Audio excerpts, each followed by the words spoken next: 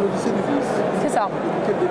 Alors en fait l'idée de base c'était d'utiliser un jeu déjà existant qui s'appelle RPG Maker et qui est très intuitif, facilement jouable et auquel on peut jouer. Et donc il y a des fans sur internet qui ont développé des choses exprès pour ce jeu-là.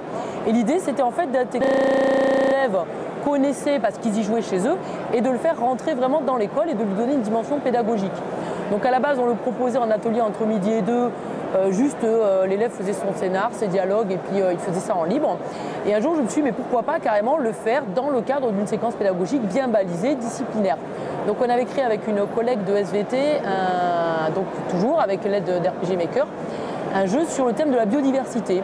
Et l'idée c'était un petit garçon qui s'appelait Bertrand, qui allait aux quatre coins de la planète se balader et qui allait à rencontre d'interlocuteurs qui lui expliquaient un petit peu les problèmes qu'il vivait au quotidien. Donc l'ours polaire avec la fonte de la banquise, le problème des pêcheurs en Afrique, etc. Et donc on avait mis les élèves par groupe, chacun avait créé un tableau et ensuite en regroupant tous les tableaux, ça faisait un jeu jouable. Et puis l'année d'après, j'ai changé d'établissement scolaire, donc du coup je voulais toujours utiliser RPG. Et j'ai trouvé un collègue de français qui a été d'accord pour monter le projet avec moi. Et on a décidé cette fois-ci de le faire dans le cadre du cours de français sur le thème de l'Odyssée d'Ulysse. Donc ça fait partie du programme des 6e dans le cadre des textes fondateurs. Et donc l'idée c'était toujours pareil, c'était de découper l'aventure du héros grec en plusieurs séquences, évidemment les plus connues, hein, les sirènes, Calypso, Circé, etc. Et en fait pareil, on a mis les élèves par groupe. Chacun, alors nous au préalable on avait monté le jeu intégralement pour en fait, parce que c'est quand même des 6e, leur donner déjà des balises, des choses préétablies. Et du coup on leur a dit ben voilà, le décor que vous par groupe, chacun avait son tableau bien précis à faire. Ils ont du coup fait des recherches documentaires au préalable sur le sujet qu'ils devaient traiter. Ensuite ils ont écrit l'intégralité des dialogues et du scénario.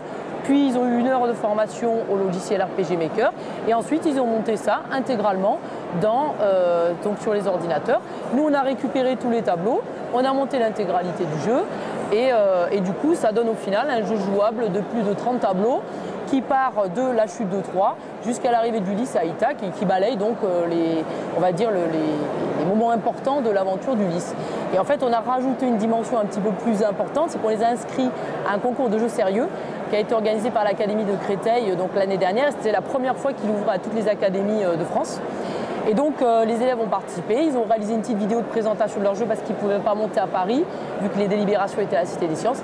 Et ils ont gagné ce concours, donc ils sont lauréats, grand prix du jury du concours du sérieux organisé par l'Académie de Créteil. Et voilà. Très bien, super. Des questions supplémentaires, vous en tant que vous avez été force de proposition dans l'établissement. Oui. C'est vous qui proposez. Est-ce que donc l'expérience avec le prof de français a fait plus ou moins des émus sur d'autres disciplines dans l'établissement où vous êtes? Beaucoup ont apprécié, il y en a beaucoup qui m'ont dit c'est super, mais après de là à venir s'y frotter, ils ont un peu peur. Ils ont un peu peur parce qu'ils se disent il faut être technique, il faut avoir beaucoup de compétences informatiques. Or non, parce qu'en fait c'est un jeu qui est vraiment très intuitif. À la base on avait prévu 2 heures de formation aux élèves, en 1 demi-heure c'était plié, ils savaient tout. Parce qu'il n'y a rien à programmer, tout est déjà, il faut juste cliquer sur un bouton pour dire qui va faire. Et donc, ce qui les a attirés par contre aux collègues, c'est le fait de pouvoir l'adapter à toutes les disciplines. Je leur ai montré un exemple en SVT, un exemple en français, pourquoi pas faire en Hist et Géo. On peut vraiment l'adapter à tout parce qu'on peut aussi modifier le décor. Et donc, ils ont été très étonnés parce qu'ils ne pensaient pas que ça se faisait. Et j'espère bien les attirer dans ce domaine-là. Oui. Qu'est-ce qui freine le plus, à votre avis, sur ce nouveau, nouvelle façon de voir les choses? Pour les enseignants, c'est le côté technique.